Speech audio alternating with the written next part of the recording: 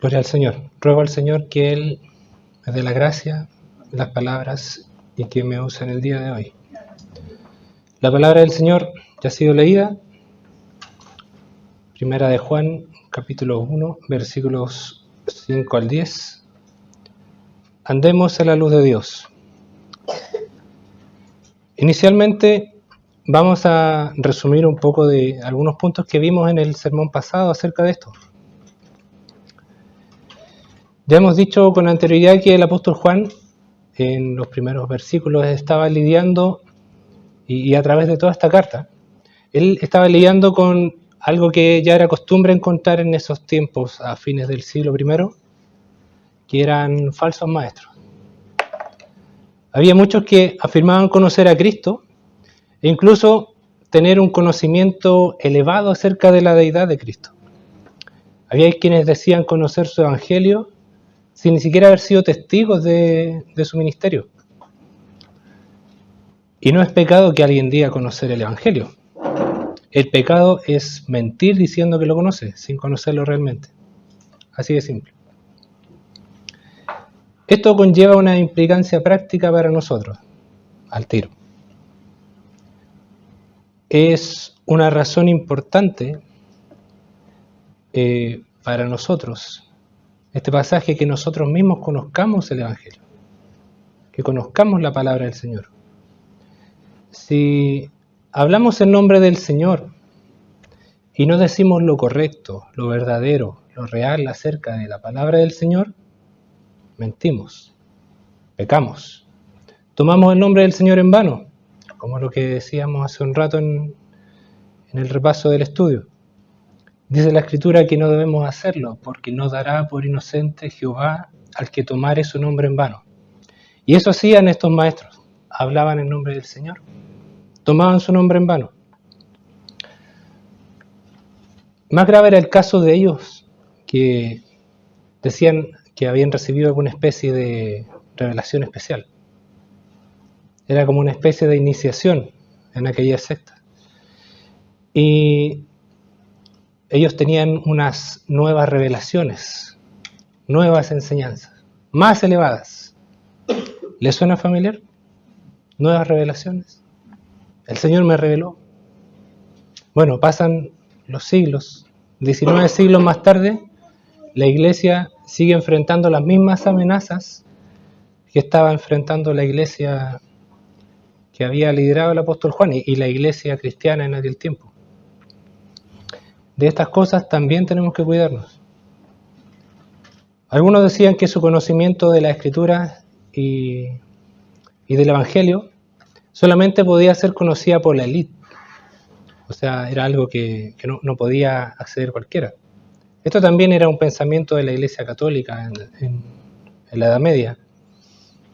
Pero aquí claramente separar el conocimiento de las Escrituras para una élite tiene toda la pinta de que quieren plata,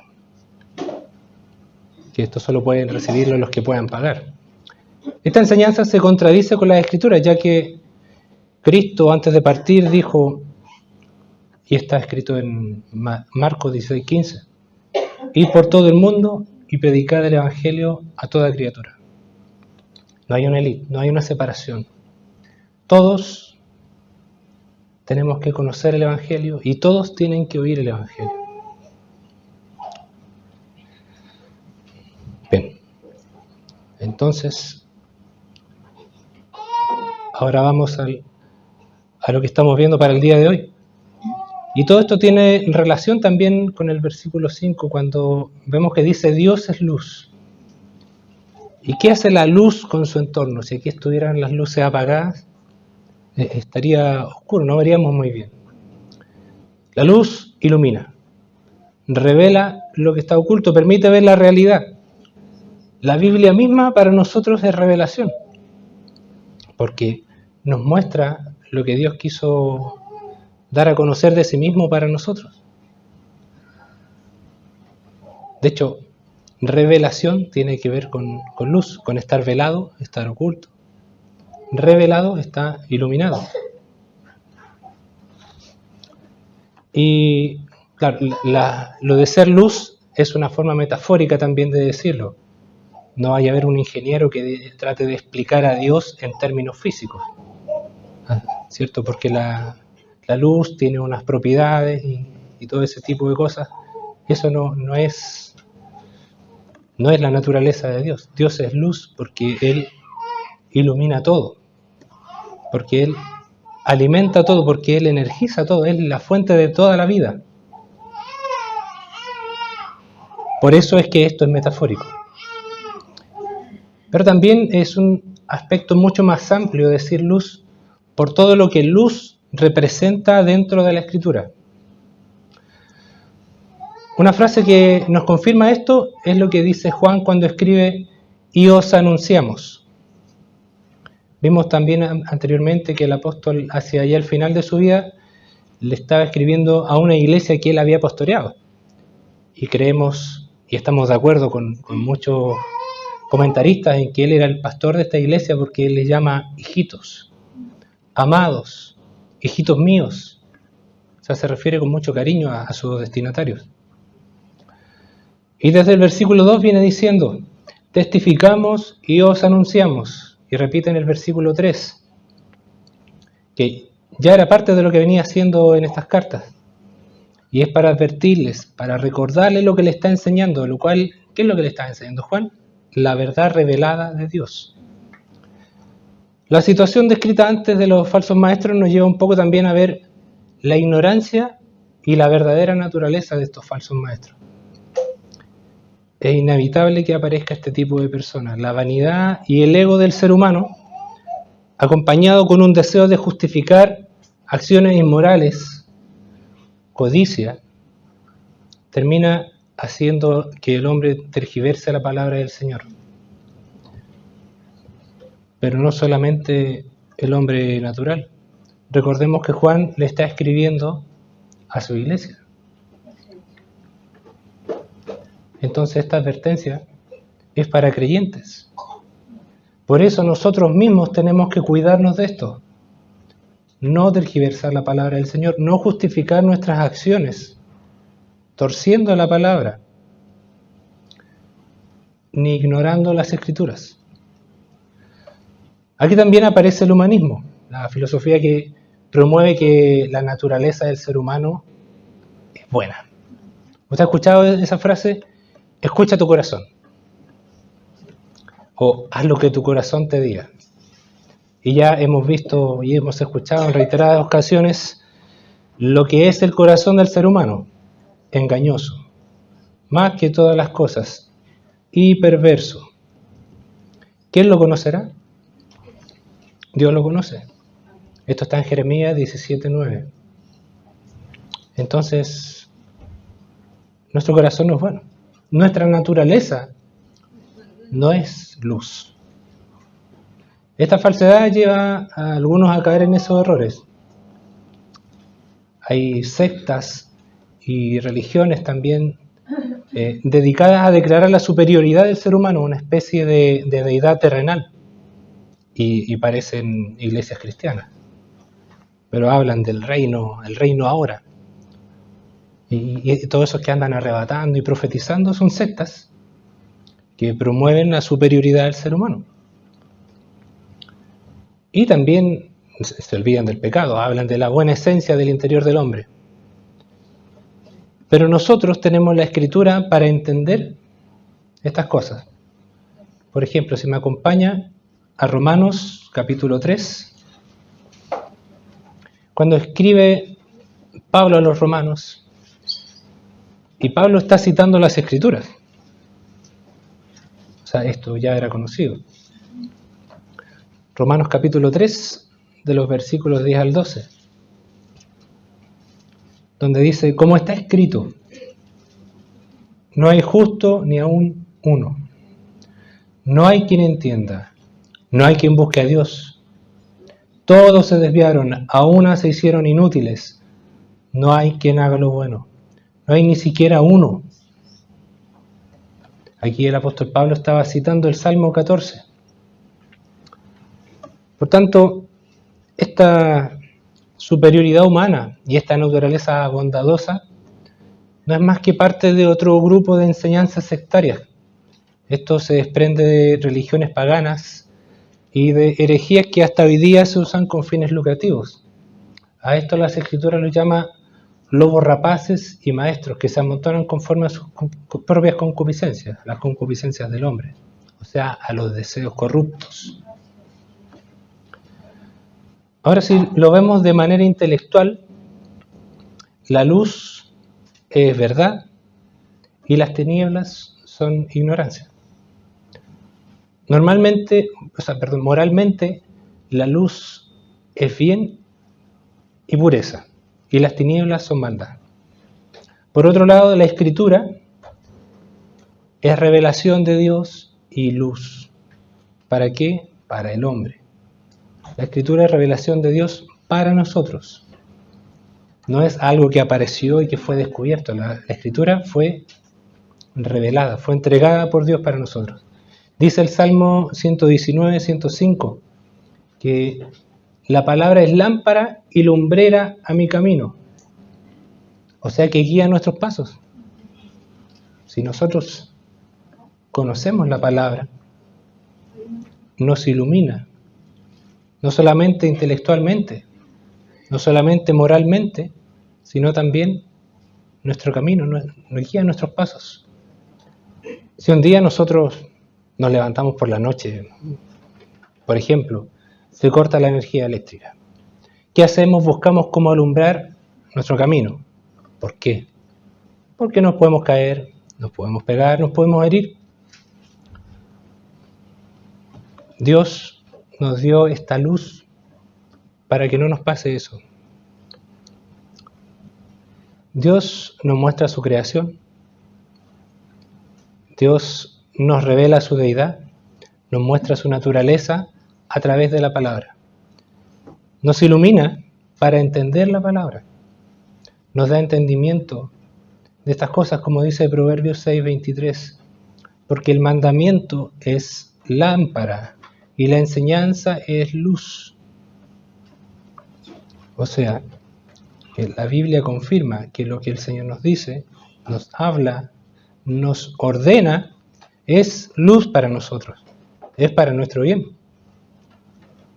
Podemos asegurar también por la palabra que Él es la fuente de luz para el creyente. El apóstol Juan escribe en su evangelio, y lo acabamos de leer en el capítulo 1, versículo 4, en Él estaba la vida. Y la vida era la luz de los hombres.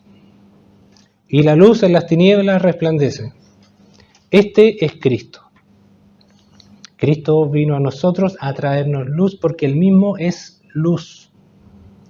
Asimismo, Dios el Padre lo prometió, dijo en Isaías 42 y 49, que Él enviaría a su siervo como luz para las naciones.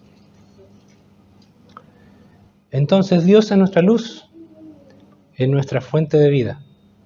Pero no solo de vida física, también nuestra vida espiritual. Si en nuestro cuerpo nos falta un poco de salud, nos resentimos, lo sabemos. Aquí ya vemos varios enfermos de varias cosas. Todo el cuerpo se resiente. Pero con mayor importancia necesitamos la fuente de nuestra vida espiritual. Esta es alimentada y consolidada por Dios. La presencia de Dios, la palabra de Dios, la naturaleza de Dios, todo resplandece para nosotros. Y nosotros sí hemos recibido de manera especial. No somos una élite, pero hemos recibido de manera especial las Escrituras, la palabra del Señor. Todo resplandece para nosotros a través de la palabra de Dios. Incluso, toda esta luz se refleja para el mundo. Y aunque el mundo prefiere las tinieblas, como dice el versículo 4 del capítulo 1 de Juan, el mundo ama las tinieblas, la oscuridad, porque ahí es donde es fácil ocultarse. Y cuando alguien quiere ocultarse es porque va a hacer algo malo. Y esto es un lenguaje figurado también, porque el pecado no se puede ocultar. Hoy en día incluso vemos políticos, artistas, pastores, que promueven leyes que declaran que no es malo cometer ciertos pecados, cosas que nosotros conocemos como pecados. Y dicen que desde hace mucho tiempo atrás esto debería ser, pero nosotros desde hace mucho tiempo atrás sabemos que esto es pecado. Incluso hay pastores que promueven pastorados homosexuales, pastoras lesbianas, unas cosas súper extrañas. Y esto nosotros lo sabemos porque somos testigos. Y en estos tiempos también lo estamos enfrentando. Y de aquí viene el punto. A lo malo se le está llamando bueno. Y a lo bueno se le está llamando malo. Pero nosotros no tenemos que maravillarnos de que el mundo tenga este tipo de corrupción. Más nos tiene que preocupar que esta corrupción esté en nuestras propias vidas. Que seamos nosotros mismos los que estamos llamando bueno o aceptando como bueno a lo que es malo.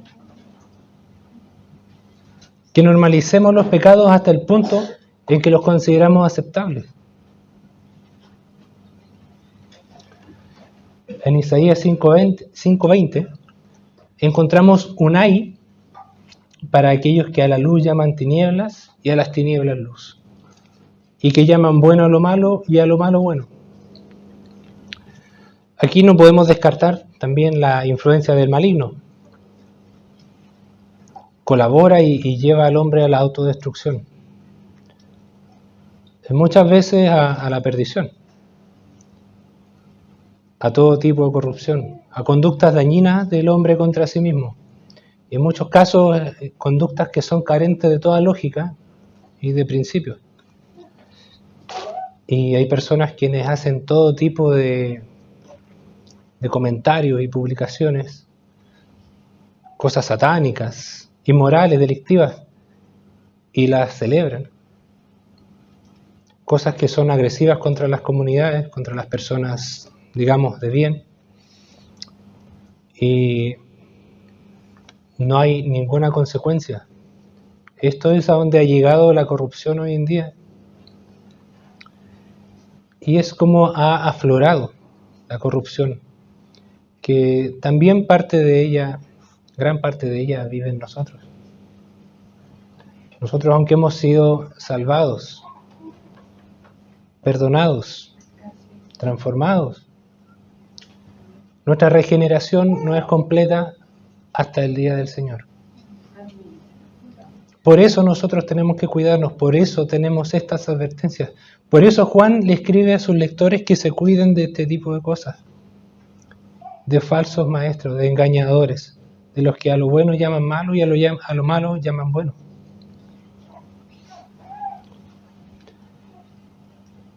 Nosotros tenemos que tener en cuenta que nosotros no somos menos depravados que estas personas.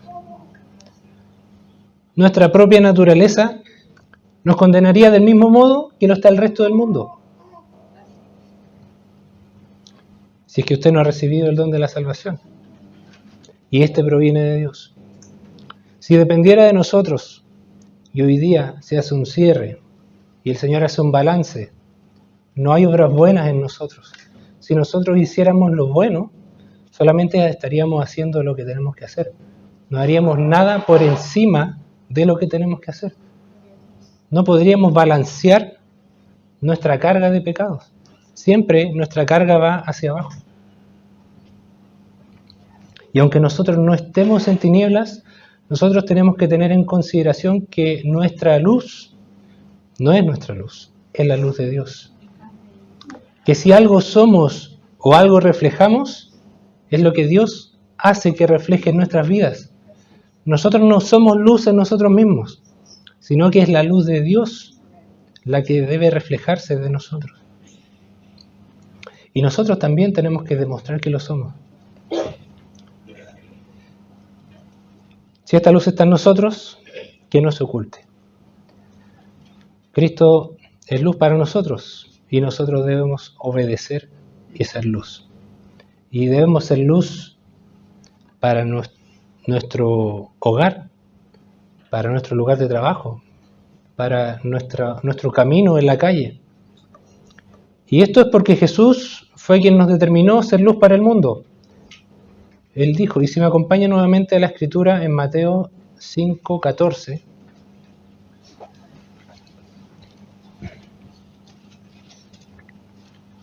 Cristo, mientras estaba haciendo el sermón del monte,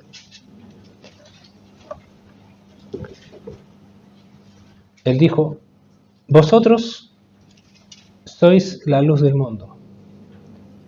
Una ciudad asentada sobre un monte no se puede esconder. Ese es un ejemplo que dio el Señor. Luego dice, ni se enciende una luz y se pone debajo de un almud. No se tapa la luz. Y eso es lo que nosotros podemos hacer.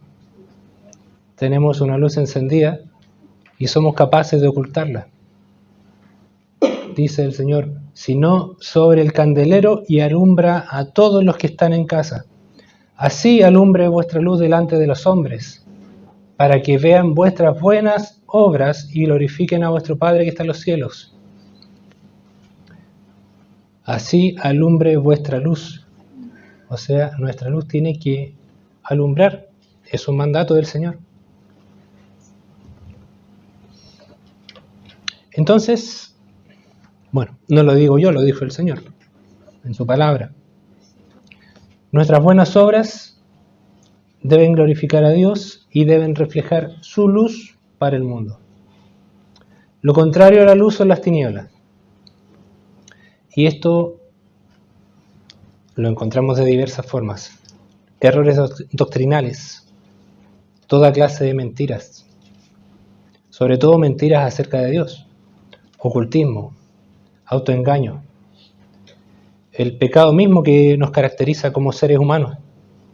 Pero cuando venimos a la luz de Dios, este pecado y esta oscuridad se dispersan por el Señor, porque Él dispersa la oscuridad. Una de las razones del énfasis de este tema de la luz de Dios, por lo que vemos en los versículos anteriores, Juan se refiere a nuestra comunión con Él, con el Señor. Si estamos en comunión con Cristo, estamos en la luz. Y nuestro andar refleja la luz de Dios. El cristiano que está en la luz da testimonio de que está en la luz. Y este pasaje, además de ser una advertencia contra la enseñanza de falsos maestros, hace una distinción entre el cristiano verdadero y el que no lo es. O estamos en la luz de Dios o estamos en tinieblas. Debemos andar en luz. Para nosotros que somos la iglesia moderna, no la iglesia de Juan, este es un llamado para examinar nuestra propia vida. O estamos haciendo resplandecer o debemos hacer resplandecer esa luz.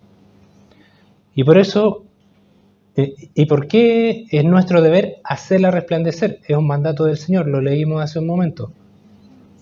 No se enciende una luz y se pone debajo de un almud. Se pone sobre un candelero. Por otro lado, las tinieblas no tienen reflejo. Las tinieblas no son visibles. Cuando usted ve algo oscuro, no es que haya oscuridad, sino que no hay luz. La falta de luz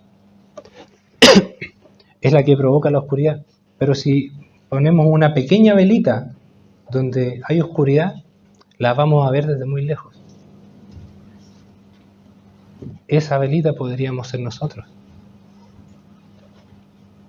Y esa pequeña luz puede guiar a alguien hacia la luz por un camino. Imagínense muchas.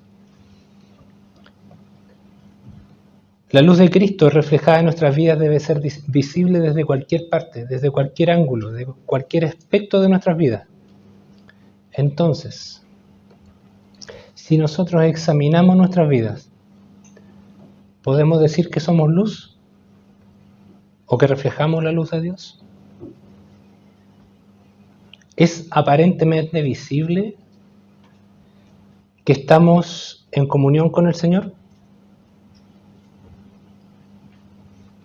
¿Andamos de un modo que parece que estamos en luz o parece más oscuridad? O quizá algo intermedio. Hermanos, el Señor nos llama a ser luz.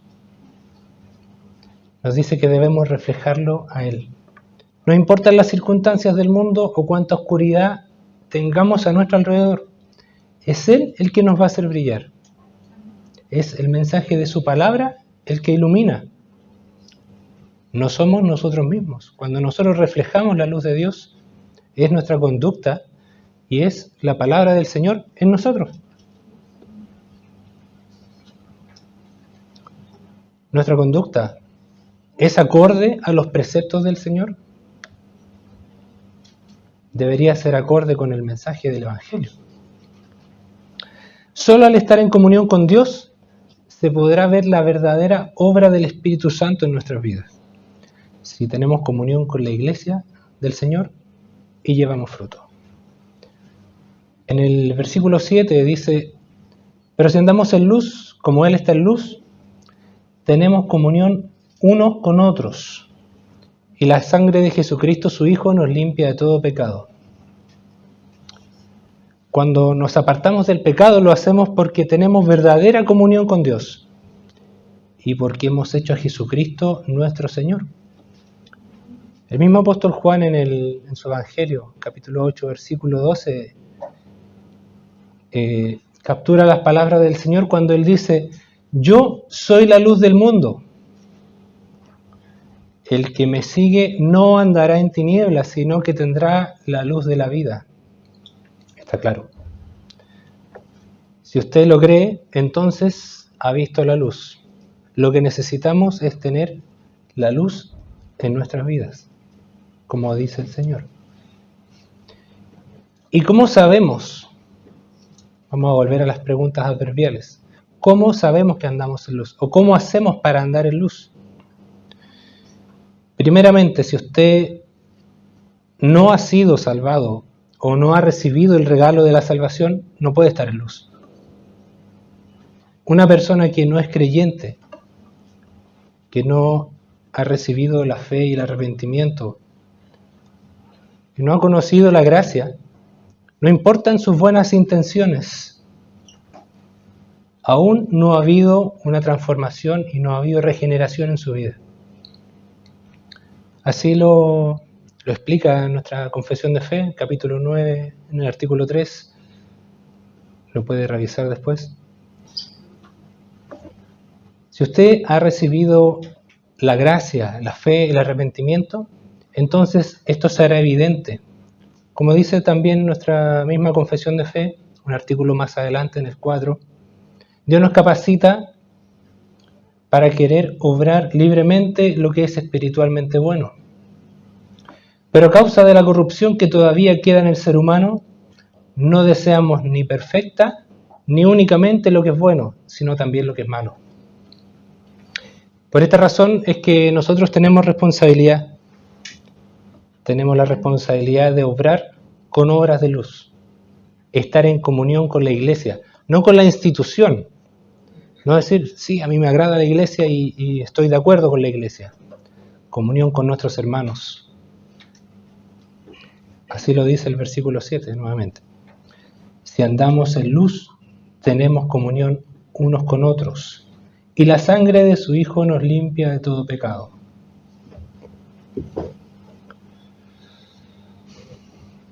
¿Estamos en comunión unos con otros? Luego continúa el versículo 8 y nos dice: si decimos que no tenemos pecado, nos engañamos a nosotros mismos. Y la verdad no está en nosotros. O sea, otra manera de decir mentiroso. Aquí el apóstol sigue diciéndonos cómo andar en luz. Hace un momento tocamos ese punto y si decimos que no tenemos pecado, pecamos. Porque nos engañamos a nosotros mismos, porque somos mentirosos. Y tenemos luego el versículo 9 que dice: si confesamos nuestros pecados, y este es un condicional. Cuando dice sí, Es como cuando le dice al hijo, si te comes la comida, va a haber postre. Si te portas bien, vas a salir a jugar.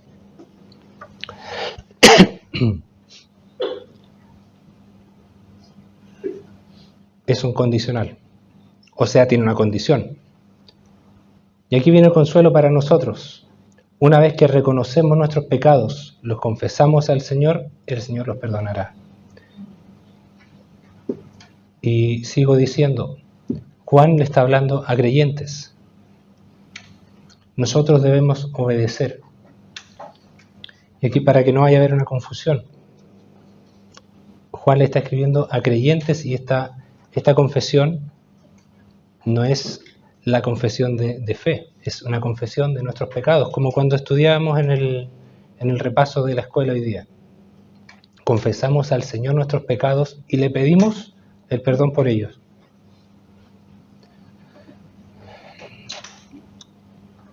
Y no es lo mismo la confesión que la convicción.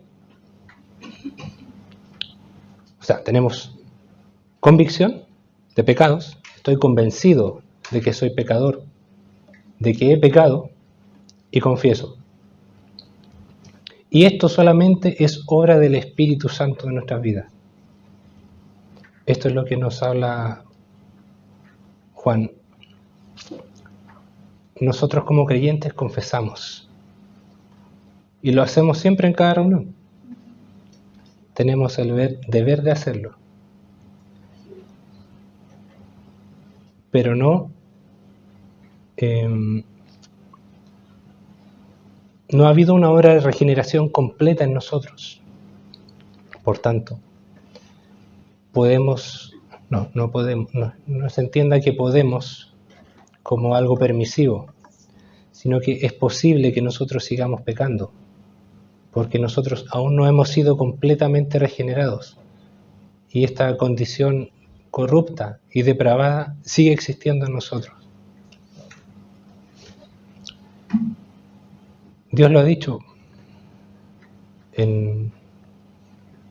vuelvo a citar Romanos 3:23, por cuanto todos pecaron y están destituidos de la gloria de Dios. En 5:12 dice, por tanto, como el pecado entró en el mundo por un hombre y por el pecado la muerte, así la muerte pasó a todos los hombres. Todos estaríamos condenados de no ser por Cristo. No importa lo que hagamos si no hemos recibido la salvación.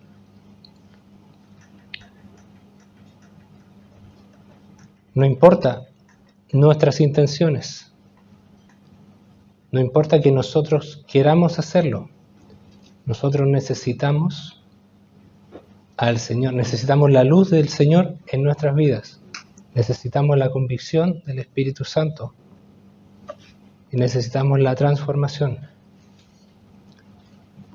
Por tanto, si andamos en tinieblas, no estamos en comunión con Dios, porque Dios es luz. Y si decimos que no hemos pecado, somos mentirosos y le estamos señalando al Señor como mentiroso, porque el Señor dice que pecamos. Y en este caso, estamos pecando doblemente. Para andar en luz, necesitamos que haya habido una obra transformadora del Espíritu Santo en nuestras vidas. Es su obra la que nos convence de pecado, de justicia y de juicio, dice Juan 16:8. Pero si no hemos sido convencidos de estas cosas,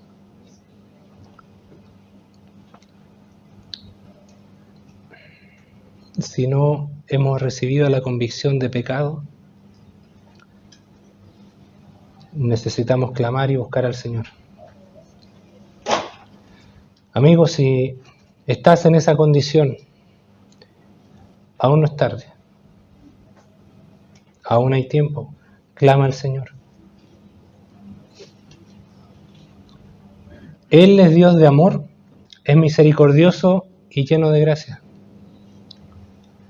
Nada te puede salvar de la ira venidera. Nada más que Cristo. Solamente la obra de Cristo es la que puede salvar al ser humano de la condenación eterna. No puedes entregar tu vida, no puedes transformarte a ti mismo.